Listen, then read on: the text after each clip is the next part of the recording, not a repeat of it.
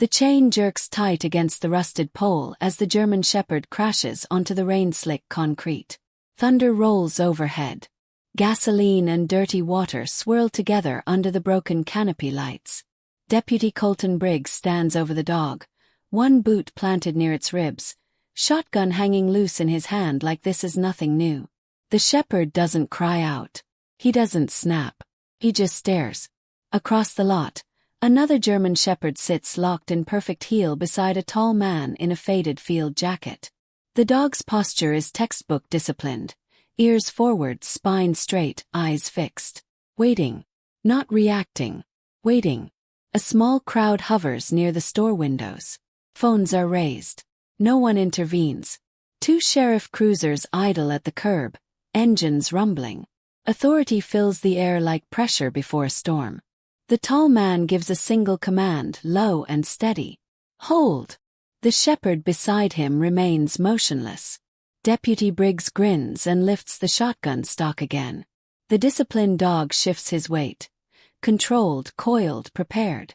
Deputy Briggs thinks this is about a chained farm animal. He has no idea he's about to expose something far bigger than cruelty. If you believe loyalty can bring down corruption, stay with Brave Canine Stories. And tell us, what would you do? The storm had already swallowed the highway when Commander Nathan Cross turned off onto the cracked asphalt of the Oak Ridge County fuel station. Wind pushed rain sideways across the empty pumps. The canopy lights flickered as if unsure whether to stay on. Valor, his 7-year-old German shepherd, sat upright in the passenger seat. Focused. Waiting for instruction like he had in combat zones half a world away. Nathan killed the engine. Then he saw it. Chain dog. Ribs visible. Fur matted.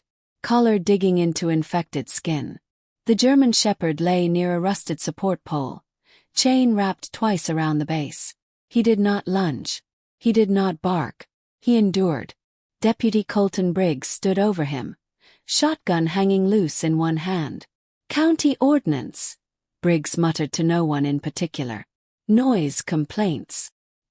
He nudged the dog's side with his boot. Inside the gas station, Mrs. Evelyn Harper stood behind the counter, hands trembling as she pretended to organize receipts. A teenage clerk held his phone at chest level, recording but clearly afraid. Nathan stepped out into the rain. Valor followed but stopped automatically at Nathan's left knee. Stay. The dog froze in perfect heel. Nathan studied the scene carefully. Two sheriff cruisers idled under the canopy. Engines running. No urgency. No paperwork.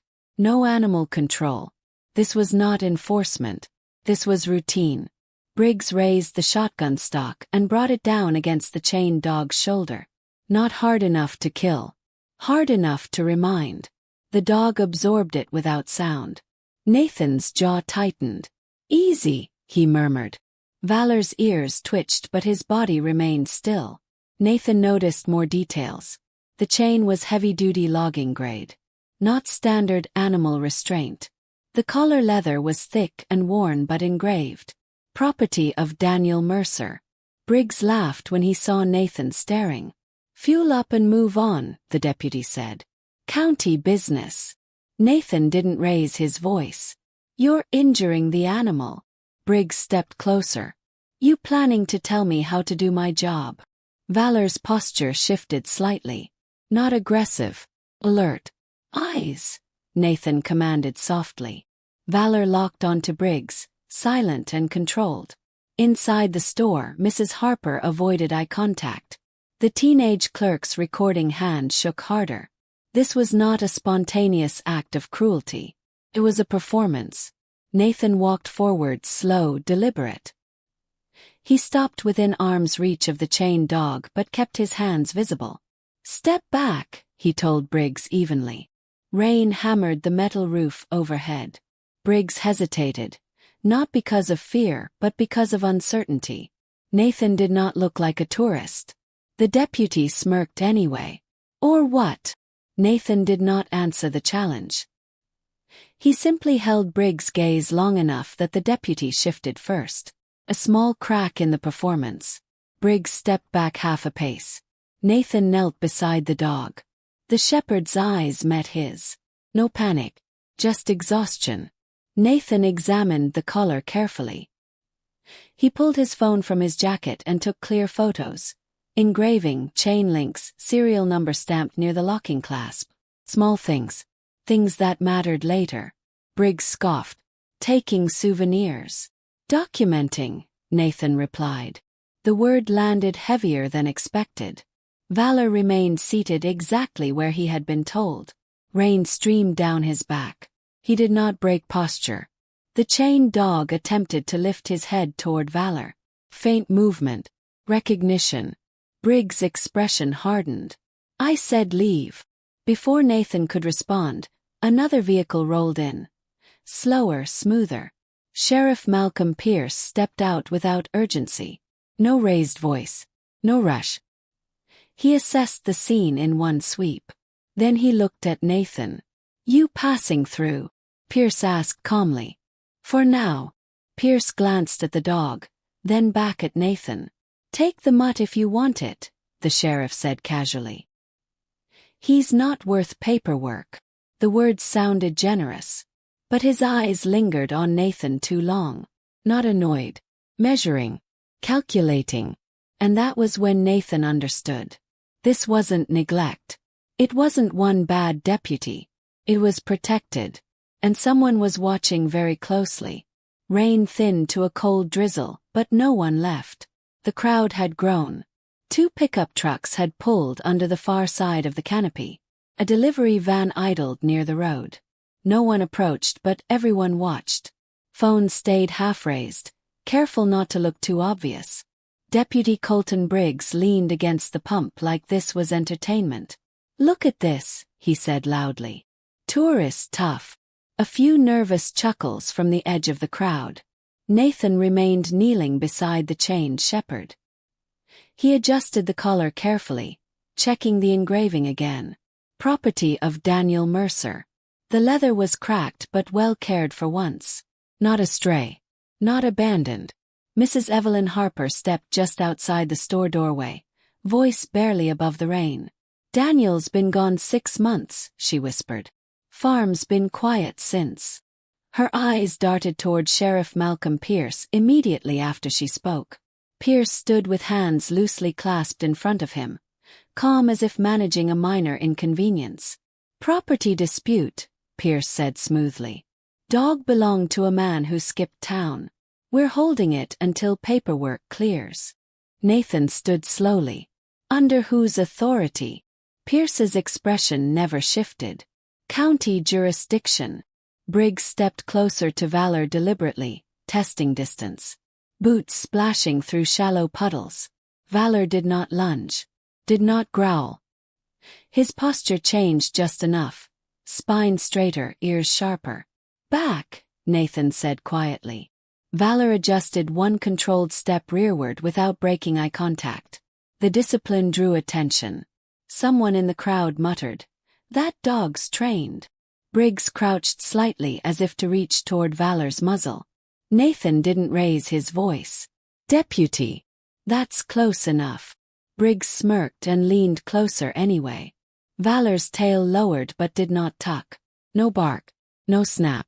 Controlled restraint. Sheriff Pierce cleared his throat. "Deputy." One word.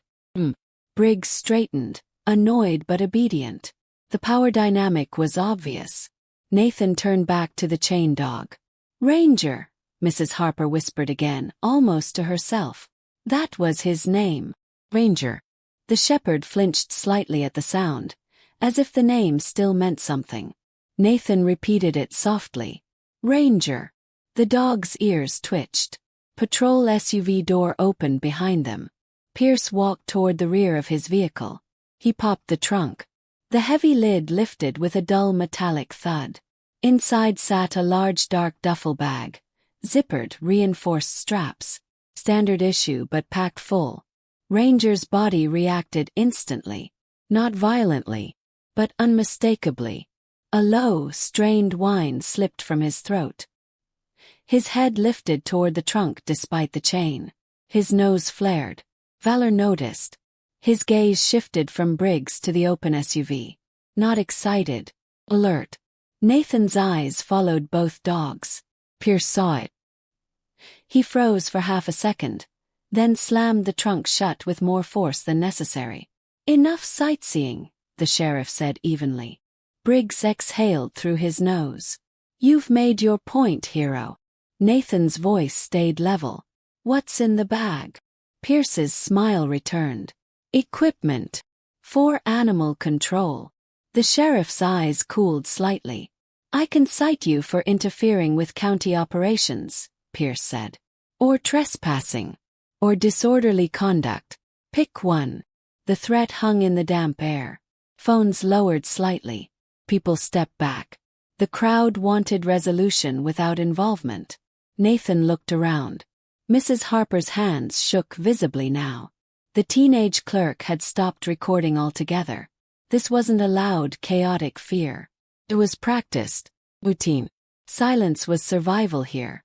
Nathan returned to Ranger and carefully unlocked the chain.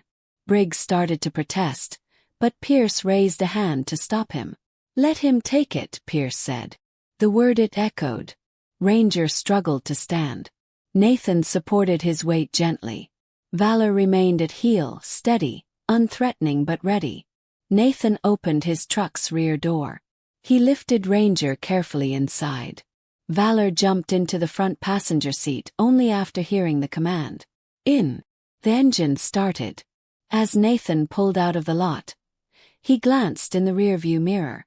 Sheriff Pierce stood under the canopy lights, watching. Not angry. Interested.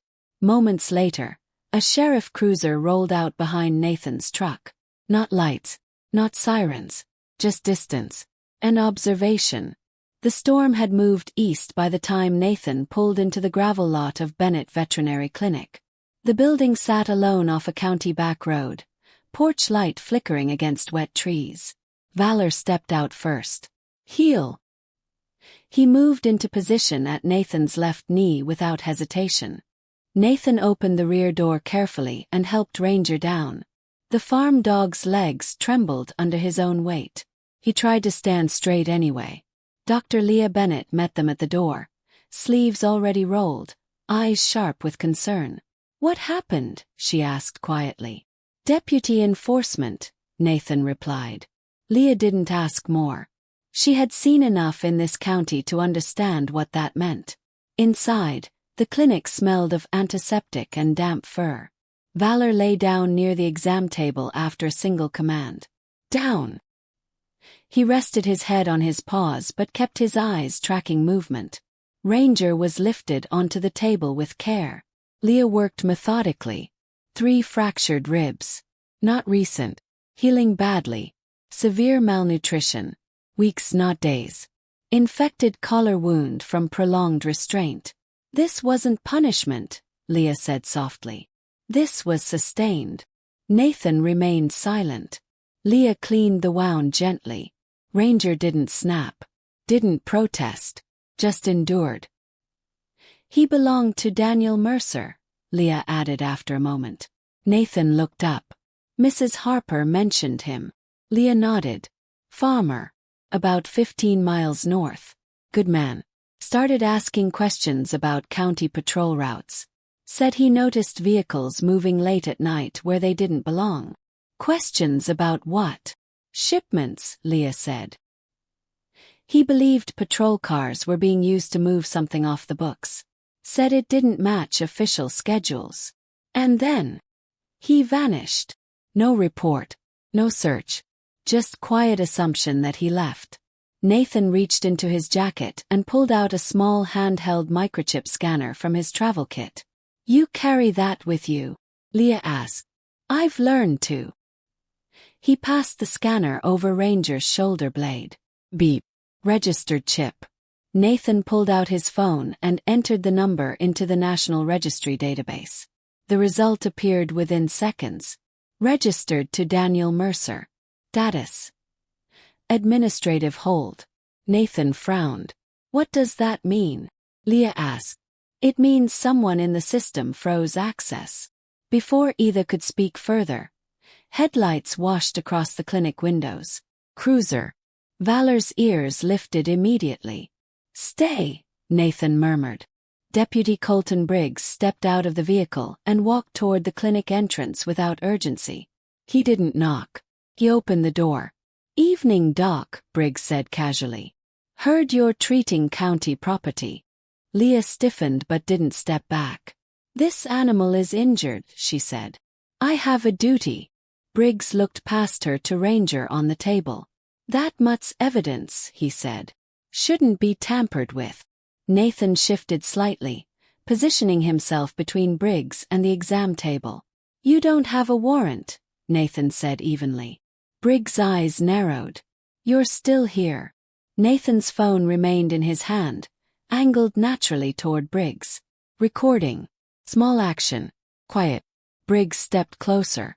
"Doc," he continued, voice dropping, "you start sticking your nose in county matters, you might find inspections get complicated. Isolation attempt. Intimidation without paperwork." Leah's jaw tightened. "Are you charging the dog with something?" Briggs ignored her. Nathan met his gaze calmly. "Are you claiming the animal as evidence in an active case?" Briggs hesitated. 1 second too long. "Just keeping track," he muttered. "Then track," Nathan replied. "But don't obstruct medical care." The silence stretched. Finally Briggs stepped back. "This isn't over," he said before leaving. The cruiser pulled away. Leah exhaled slowly. "He'll be back." "Yes," Nathan said. "But now we have a timestamp." He looked down at Ranger. Valor had not moved from his down position, but his attention was no longer on the door. He was staring at Ranger's collar, specifically at the inside seam. Nathan followed the gaze. The leather lining looked thicker near one section. Slightly uneven stitching. Recently resealed. Valor's nose hovered inches from it, nostrils flaring gently. "Find," Nathan murmured experimentally. Valor nudged the collar lightly with his nose and held position. Nathan's pulse slowed. That wasn't random. Something had been hidden there. And Ranger had carried it through weeks of suffering without giving it away. Nathan chose the only motel in Oak Ridge County that didn't ask questions. 1 floor. Exterior doors. Flickering neon sign. Gravel lot half flooded from the storm. Valor lay near the window, positioned where he could see both the parking lot and the door. Ranger rested on a blanket near the heater, sedated but breathing steadier after treatment. Nathan sat at the small desk examining the collar again under better light. The stitching along the inner seam was slightly uneven, reinforced with darker thread. A knock came at the door. Not urgent. Measured. Valor rose silently to his feet. "Stay," Nathan said softly. He opened the door halfway. Sheriff Malcolm Pierce stood alone in the corridor, hat tucked under his arm. "Evening," Pierce said, tone almost friendly. "Thought I'd check on our visitor." Nathan did not invite him inside. "You've checked," Nathan replied evenly. Pierce smiled faintly. "You're making this more dramatic than it needs to be. Daniel Mercer ran off with debts. Happens more than you'd think." Nathan watched his eyes carefully. "There was no missing persons report," Nathan said. Pierce shrugged. "Man walks away from obligations, that's not a crime." Valor shifted position behind Nathan. Pierce stepped slightly closer to the doorway, attempting to peer inside. A low growl rolled from Valor's chest. Not loud. Not aggressive. Controlled. "Quiet," Nathan commanded immediately. The growl stopped mid-note. Valor held position, eyes locked on Pierce but body still. Pierce noticed. "That dog's disciplined," he observed. "Yes." Pierce leaned lightly against the doorframe as if this were casual conversation. "You know, next week State Senator Oliver Grayson's visiting the county. Law Enforcement Oversight Committee. Big event. Cameras. Speeches." He paused. "Wouldn't want unnecessary distractions." Nathan sensed the layer beneath the words. Influence. Protection. Pierce wasn't threatening directly. He was signaling power. You're concerned about optics, Nathan said calmly. I'm concerned about stability, Pierce replied. He straightened. Take care of the dog. Then move along. Oak Ridge handles its own. Pierce left without another word. The parking lot returned to quiet. Nathan closed the door and locked it. Valor relaxed but remained alert. Minutes later, Nathan's phone vibrated. Dr. Leah Bennett. I can't keep doing this, she said quietly over the line. Animal Control already called asking for documentation. My clinic license is up for renewal next quarter. If they decide to inspect, they're applying pressure, Nathan said. Yes. I won't expose you unnecessarily. Silence. He trusted that dog, Leah added softly. Daniel did. After the call ended, Nathan returned to the collar. He used a small blade from his kit to gently separate the reinforced seam. Inside, between layers of leather, something cylindrical slipped free. A tiny waterproof capsule. Valor's ears perked as it dropped into Nathan's palm. Nathan unscrewed the cap. Inside was a folded piece of paper sealed in plastic. He opened it carefully. Hand-drawn map. Mercer farmland. An oak tree marked with a simple X near the northern fence line. Coordinates written in pencil along the margin. Ranger stirred faintly on the blanket as if sensing the shift. Nathan looked at the map again. This was not something hidden impulsively. This was contingency planning. Clue 2 planted. Daniel Mercer had known he might not survive long enough to explain. Outside, headlights passed slowly across the motel curtains. Then again, Nathan stepped to the window and parted the blinds slightly. 2 patrol vehicles circled the lot without lights. Not stopping. Not leaving. Just reminding. Valor stood beside him. Silent. Watching. The Mercer farm sat quiet under a gray morning sky. Faded fencing leaned toward open pasture. The barn doors hung uneven on their tracks. Nathan parked along the tree line instead of the driveway. Valor exited first. Heel. The German Shepherd moved into position at Nathan's side without scanning wildly. Controlled. Observing. Leah Bennett stepped out of her truck behind him. Mrs. Evelyn Harper followed more slowly, eyes scanning the horizon as if expecting someone to object. Ranger stood in the truck bed, weaker but determined. Nathan lowered him gently to the ground. Easy. Ranger sniffed the air immediately. His body language changed. Not fear. Recognition. He began moving toward the northern fence line. Not running. Leading. Valor walked beside Nathan, ears forward but posture relaxed. No tension. No unnecessary aggression. They passed rows of dry soil and rusted equipment until Ranger slowed near an old oak tree standing alone in the field. Its trunk was thick, bark split by time. Ranger stopped and pawed lightly at the base. Nathan crouched and brushed away loose dirt. The soil there was softer than the surrounding ground. He dug carefully with a small folding shovel from his truck. Metal scraped against metal. A fireproof lock container about the size of a small toolbox. Leah exhaled quietly. Nathan lifted it out and brushed away dirt. The lock had been sealed but not broken. Daniel expected this, Mrs. Harper whispered. Nathan opened the container. Inside were sealed evidence bags, USB drives labeled by date, a spiral-bound ledger, and a small handheld audio recorder. The ledger listed shipment dates, patrol unit numbers, vehicle mileage discrepancies. Nathan flipped to the back pages. Handwritten annotations. Off-route stops. Warehouse codes. Airstrip references. Leah's voice lowered. That's not small. Nathan pressed play on the recorder. Static crackled, then a steady male voice. Daniel Mercer. If you're hearing this, it means I was right to be careful. He paused, breathing audible. Sheriff Malcolm Pierce coordinates movement through county patrol vehicles. Narcotics shipments twice monthly. Weapons transfers routed under agricultural inspection exemptions. and human cargo moved through the old Mercer private airstrip under falsified emergency maintenance permits. Mrs. Harper covered her mouth. The recording continued. Pierce doesn't act alone. One federal liaison flagged in my notes. If this reaches you, don't trust the first badge that offers help. Nathan's jaw tightened. The implication widened the threat. This was no longer just local corruption. Daniel listed names, deputies, business owners, and one federal contact tied to a regional trafficking task force. Valor remained seated beside Nathan, steady as ever.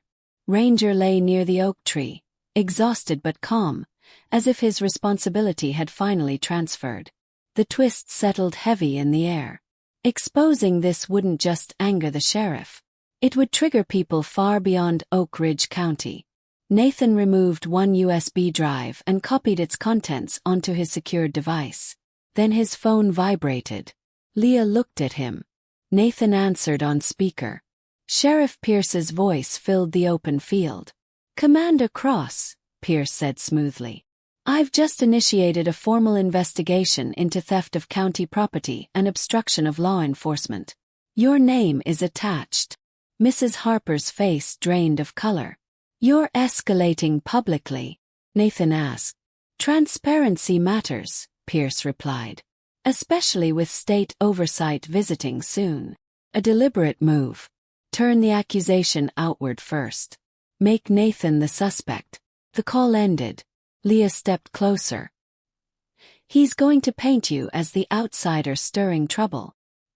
He already has, Nathan said calmly. In the distance, engine sounds broke the quiet. Not marked cruisers. Black SUVs. 2 of them. Approaching along the gravel access road toward the farm. Valor's posture shifted slightly. Alert. Not aggressive. Butching. Nathan closed the lock container and stood. The midpoint had shifted.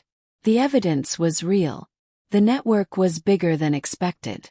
And now, someone else knew they had found it. The black SUVs didn't rush. They slowed as they reached the edge of Mercer's property. Engines low, windows tinted dark. Nathan didn't wait for them to exit. He stepped back toward his truck, phone already in hand. He dialed the only name in Daniel Mercer's ledger that hadn't been marked as compromised. Deputy Aaron Holt, Internal Affairs Liaison assigned to Regional Compliance Review.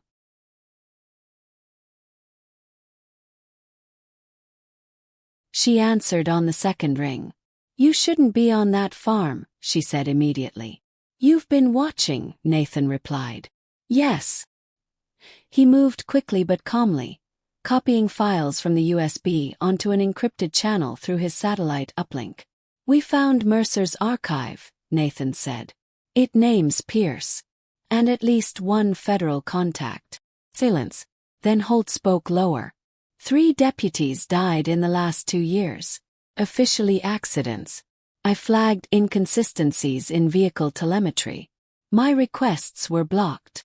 Blocked by whom? Pierce's office. The SUVs stopped 20 yards away. Doors opened. Men stepped out. Not in standard patrol uniforms. Plain tactical clothing. No visible insignia. They're here, Nathan said. Send everything, Holt replied. Now. Nathan completed the digital upload and confirmed encrypted receipt. Evidence secured, at least partially. The men approached without weapons drawn but with purpose. Commander Cross, one of them called. County Retrieval Order. That container belongs to law enforcement. Nathan closed the lid of the fireproof box. Show me the warrant. They didn't. Instead, one stepped toward Leah's truck. Step back, Nathan said firmly. Valor shifted forward half a pace, silent. Ranger suddenly staggered beside the oak tree. His breathing became shallow. Leah dropped to her knees beside him. Infection spike, she said quickly. He's crashing. The pressure split. Men approaching from one side. Medical emergency on the other. Nathan had to choose. He moved first to Ranger. The SUV's men hesitated, uncertain. Leah administered emergency antibiotics and fluids from her field kit. "Get him into the truck," she said. Nathan lifted Ranger carefully. The men watched but did not intervene. Not yet. Nathan loaded Ranger into the rear of his truck. Valor jumped into position only after hearing the command. "In." The SUVs did not pursue immediately. Instead, they retreated back toward the road. Not a failed attempt. A warning. Nathan drove fast but controlled down the county road. 2 miles later he slowed suddenly. "Find," he commanded.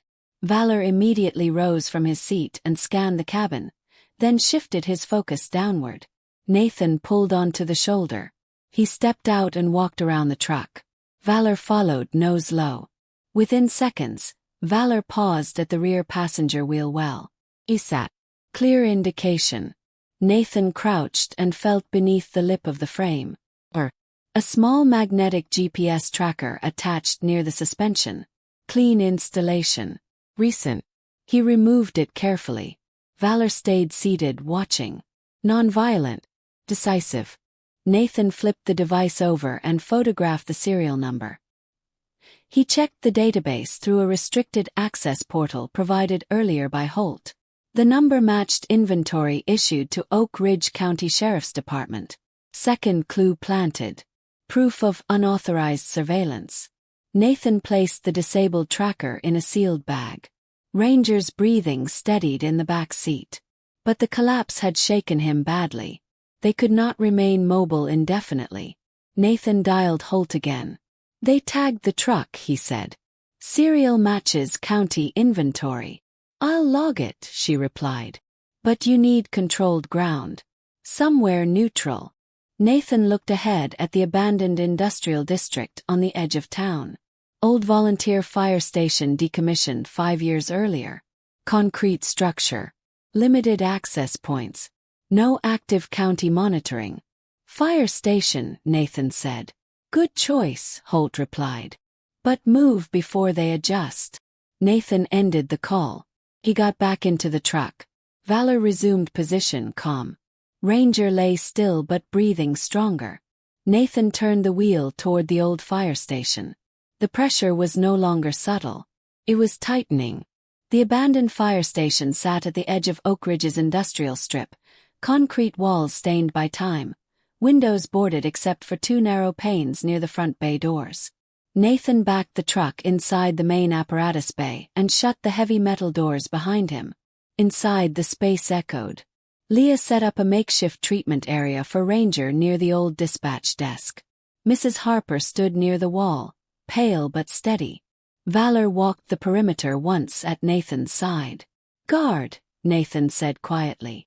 Valor moved to the main doorway and positioned himself in a forward stance, weight balanced, eyes fixed on the entrance. Silent.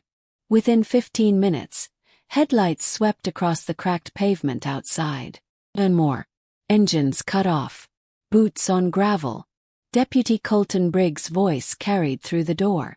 "Commander Cross. Open up." Nathan remained inside. "No warrant," he called back. Briggs laughed. "You're obstructing an investigation." Leah stepped closer to Nathan. "They'll arrest us."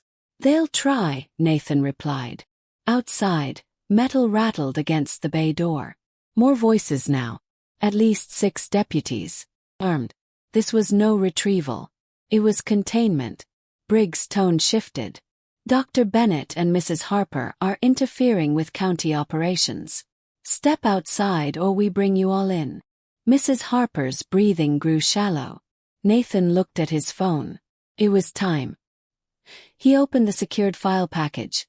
Every USB copy, every ledger scan, the audio recording, the GPS tracker photos, and sent the complete archive to the Federal Oversight Unit flagged in Daniel Mercer's recording. Not the local contact. The higher-level compliance division. He added a time-stamped message. "Unauthorized seizure attempt in progress." Committed. There would be no stepping back after this. Outside, a heavy tool struck the bay door latch. Metal bent. Nathan flipped the device over and photographed the serial number. He checked the database through a restricted access portal provided earlier by Holt. The number matched inventory issued to Oak Ridge County Sheriff's Department. Second clue planted. Proof of unauthorized surveillance. Nathan placed the disabled tracker in a sealed bag. Ranger's breathing steadied in the back seat. But the collapse had shaken him badly. They could not remain mobile indefinitely. Nathan dialed Holt again. They tagged the truck, he said. Serial matches county inventory. I'll log it, she replied. But you need controlled ground. Somewhere neutral. Nathan looked ahead at the abandoned industrial district on the edge of town. Old volunteer fire station decommissioned 5 years earlier. Concrete structure. Limited access points. No active county monitoring. Fire station, Nathan said. Good choice, Holt replied. But move before they adjust. Nathan ended the call. He got back into the truck. Valor resumed position, calm. Ranger lay still but breathing stronger. Nathan turned the wheel toward the old fire station. The pressure was no longer subtle. It was tightening. The abandoned fire station sat at the edge of Oak Ridge's industrial strip, concrete walls stained by time, windows boarded except for 2 narrow panes near the front bay doors. Nathan backed the truck inside the main apparatus bay and shut the heavy metal doors behind him. Inside, the space echoed. Leah set up a makeshift treatment area for Ranger near the old dispatch desk. Mrs. Harper stood near the wall, pale but steady. Valor walked the perimeter once at Nathan's side. Guard, Nathan said quietly. Valor moved to the main doorway and positioned himself in a forward stance, weight balanced, eyes fixed on the entrance. Silent. Within 15 minutes, headlights swept across the cracked pavement outside. And more. Engines cut off. Boots on gravel. Deputy Colton Briggs' voice carried through the door. Commander Cross. Open up. Nathan remained inside. No warrant, he called back. Briggs laughed. You're obstructing an investigation. Leah stepped closer to Nathan. They'll arrest us. They'll try, Nathan replied. Outside, metal rattled against the bay door. More voices now. At least 6 deputies. Armed. This was no retrieval. It was containment. Briggs' tone shifted. Dr. Bennett and Mrs. Harper are interfering with county operations. Step outside or we bring you all in. Mrs. Harper's breathing grew shallow. Nathan looked at his phone. It was time. He opened the secured file package. Every USB copy, every ledger scan, the audio recording, the GPS tracker photos, and sent the complete archive to the Federal Oversight Unit flagged in Daniel Mercer's recording. Not the local contact. The higher-level compliance division. He added a time-stamped message. Unauthorized seizure attempt in progress. Committed. There would be no stepping back after this. Outside, a heavy tool struck the bay door latch. Metal bent. She answered on the second ring. You shouldn't be on that farm, she said immediately. You've been watching, Nathan replied. Yes. He moved quickly but calmly, copying files from the USB onto an encrypted channel through his satellite uplink. We found Mercer's archive, Nathan said. It names Pierce. And at least one federal contact. Silence. Then Holt spoke lower. 3 deputies died in the last 2 years. Officially accidents. I flagged inconsistencies in vehicle telemetry. My requests were blocked. Blocked by whom? Pierce's office. The SUVs stopped 20 yards away. Doors opened. Men stepped out. Not in standard patrol uniforms. Plain tactical clothing. No visible insignia. They're here, Nathan said.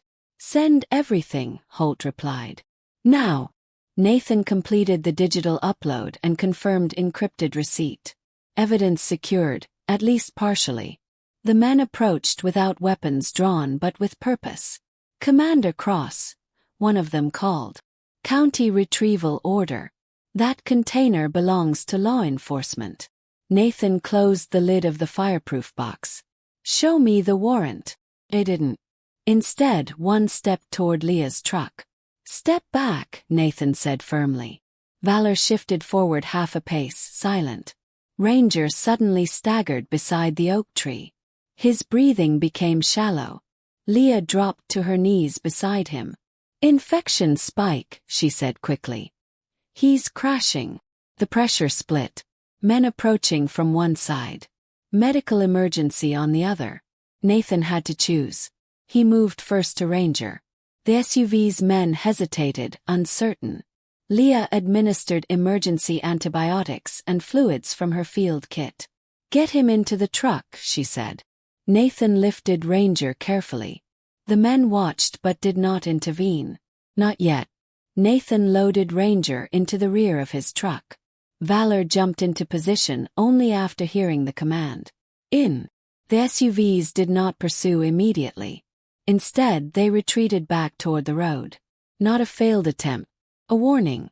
Nathan drove fast but controlled down the county road. 2 miles later, he slowed suddenly. Find, he commanded. Valor immediately rose from his seat and scanned the cabin, then shifted his focus downward. Nathan pulled onto the shoulder. He stepped out and walked around the truck. Valor followed, nose low. Within seconds, Valor paused at the rear passenger wheel well. He sat. Clear indication. Last chance, Briggs shouted. Nathan stepped closer to Valor. Hold. Valor remained steady. The door jerked open several inches before jamming against interior debris Nathan had positioned earlier. Briggs forced his arm through the gap, pushing harder. Valor stepped forward precisely 1 pace and released a sharp, commanding bark. Not frantic. Authoritative. Briggs flinched but continued pushing. Call him off, he yelled. Step back, Nathan replied. Briggs shoved again, raising his service pistol as he tried to angle it through the opening. That crossed the line. Valor's body shifted into full engagement stance, shoulders forward, head level, waiting. Nathan's voice stayed calm. Do not raise that weapon. Briggs' eyes flicked between Nathan and the dog. He aimed anyway. Valor exploded forward, not to bite, but to slam into the door with his weight, forcing it shut against Briggs' arm. The pistol dropped to the ground outside. Valor barked again, louder this time, but did not attack through the gap. Controlled. Disciplined. Briggs cursed and stumbled back. Other deputies shouted. Inside, Leah gripped the edge of the desk. Mrs. Harper closed her eyes. Nathan stepped closer to the door. You just aimed a firearm at a civilian without warrant, he called out. This is being documented. Silence. Then Briggs shouted, voice unsteady. You're finished. Before Nathan could respond, a new sound cut through the tension. Low at first, distant, a rhythmic chop of air. Helicopter blades. Growing louder. Briggs froze. Deputies outside stepped back instinctively, scanning the sky. Valor's ears lifted, but he remained in position. The sound intensified overhead. Searchlight beams began to sweep across the industrial yard. Nathan exhaled slowly. The line had been crossed. And now someone else had arrived to witness it. The helicopter hovered low over the industrial yard, wind kicking dust and loose debris across the cracked pavement. Sheriff cruisers backed away instinctively. 2 black federal response vehicles rolled in from the far access road, lights active but no sirens. Deputies outside the fire station froze. Briggs looked up at the aircraft as the side door slid open. Federal tactical response officers descended in controlled formation. Not rushed. Not theatrical. Deliberate. Nathan stepped back from the bay door and opened it fully from the inside. Valor remained beside him. Stay, Nathan said quietly. A federal agent approached first, badge visible. Commander Nathan Cross. Yes. We received your transmission. Encrypted evidence package triggered a multi-agency review. A warrant was issued 20 minutes ago under emergency authorization due to immediate threat indicators and recorded armed coercion. Briggs' face drained. Another agent addressed him directly. Deputy Colton Briggs, you are being detained pending investigation into obstruction, unlawful surveillance, and use of force outside warrant authority. Briggs turned abruptly and bolted toward the rear of the building. "Take," Nathan commanded. Valor launched forward in a clean, controlled sprint. He closed the distance in seconds. Briggs pushed through a side exit door, but Valor intercepted before he reached open ground. The German Shepherd targeted the forearm holding Briggs' spare weapon holster. "Precise. Firm." Briggs cried out and fell to one knee. "Out," Nathan commanded immediately. Valor released at once and stepped back 2 paces, holding position. Federal agents reached Briggs seconds later and secured him. Witnesses outside had their phones raised again, this time recording lawfully. Inside the fire station, Ranger stirred. Then suddenly barked. Not random. Directed. He pulled weakly toward the rear storage corridor. Nathan turned. Valor returned instantly to heel. "Heel!" Ranger barked again, facing an old concrete wall near the former equipment storage area. Nathan recognized the pattern. Not panic. Alert. He moved closer and ran his hand along the wall. A draft of cooler air slipped through a barely visible seam.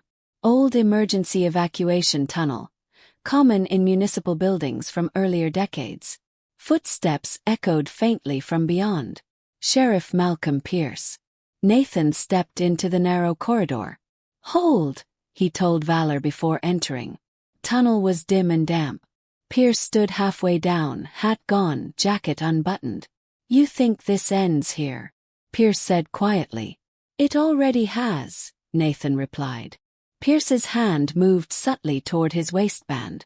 Valor appeared beside Nathan instantly. "Block," Nathan commanded.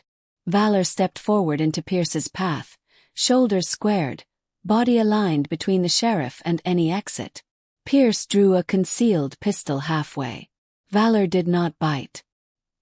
He held position directly in front of Pierce, eyes locked, stance immovable. Pierce hesitated. That second was enough. Federal agents flooded the tunnel entrance behind Nathan. Sheriff Malcolm Pierce dropped the weapon. Pierce looked from the agents to Valor, then slowly released the pistol. It clattered against the concrete. He was secured without further struggle. Outside, the yard filled with additional marked units. Not county, state oversight officers, federal investigators. The senator named in Daniel Mercer's recording, Oliver Grayson, was detained later that afternoon at a scheduled county appearance once warrants extended beyond local jurisdiction. By nightfall, 22 arrests were confirmed. 2 deputies, 3 business intermediaries, a federal liaison under review. Pierce suspended pending formal indictment. Briggs formally charged with animal cruelty, unlawful intimidation, and obstruction. Internal Affairs placed under independent oversight with Deputy Aaron Holt stepping into interim authority during review. Procedure moved carefully. No instant court ruling. No immediate convictions. But the structure had cracked. As media crews gathered near the fire station perimeter, Mrs. Harper stepped forward unexpectedly. She faced the cameras. "We were afraid," she said simply. "But that dog remembered. And this man didn't walk away." Leah stood beside Ranger, who now wore a temporary bandage wrap and foreport removed. She knelt and held up a new leather collar. Simple engraving. Ranger Cross. She fastened it gently around his neck. Valor stood beside Ranger, calm and steady. No rivalry, no dominance. Just presence. Nathan crouched between them. No speeches. No triumph. Just 2 German shepherds sitting shoulder to shoulder in the fading light. The storm had passed. But this time it had left something behind. Respect. 3 months later, Oak Ridge County felt quieter. Not because people were afraid, but because the noise of intimidation was gone. County oversight hearings were underway in the state capitol. Subpoenas had extended beyond the sheriff's department. Financial audits were in progress. Patrol routes were under independent review. Nothing moved fast, but everything moved forward. Deputy Aaron Holt now wore the interim sheriff's badge. No ceremony. No celebration. Just a formal appointment approved by the Oversight Board while investigations continued.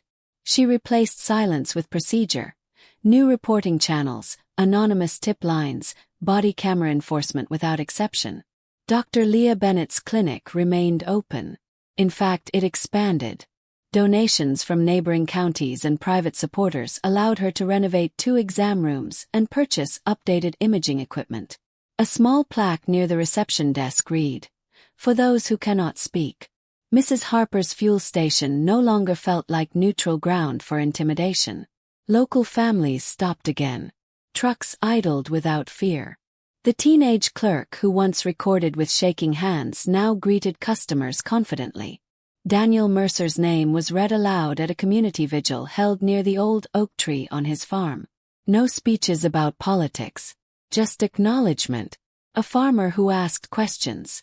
A man who planned ahead.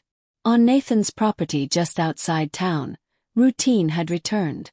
Valor lay stretched across the wooden porch boards, head resting on crossed paws, watching the open field beyond the fence line. His ears twitched occasionally at distant sounds, but his body was at ease. Ranger moved slower now, still regaining full strength. The fractures had healed. The infection had cleared. His coat had thickened again. He walked across the yard with measured steps and stopped near Nathan's chair. Nathan sat quietly, coffee cooling in his hand. No phone calls. No interviews. No cameras. Ranger leaned gently against his leg. Valor lifted his head slightly, acknowledging the contact, then rested again. There was no rivalry between them, only understanding. No applause followed what had happened in Oak Ridge County. No headlines lingered beyond a few news cycles. Legal proceedings would take months, perhaps years. But the pattern had broken. Mrs. Harper no longer lowered her voice when speaking a missing man's name. Leah no longer hesitated before treating an animal brought in by uniformed deputies. Aaron Holt no longer filed reports into silence. Nathan did not stay for recognition. He stayed because Ranger needed stable ground, and because Valor preferred open fields to city noise. In the evenings, the 2 German shepherds would sit at the edge of the property, watching the horizon as the sun lowered. No commands required, just presence. The storm that began at a gas station had ended not with chaos, but with accountability. And the county understood something it had forgotten. Corruption survives in silence, but loyalty breaks chains.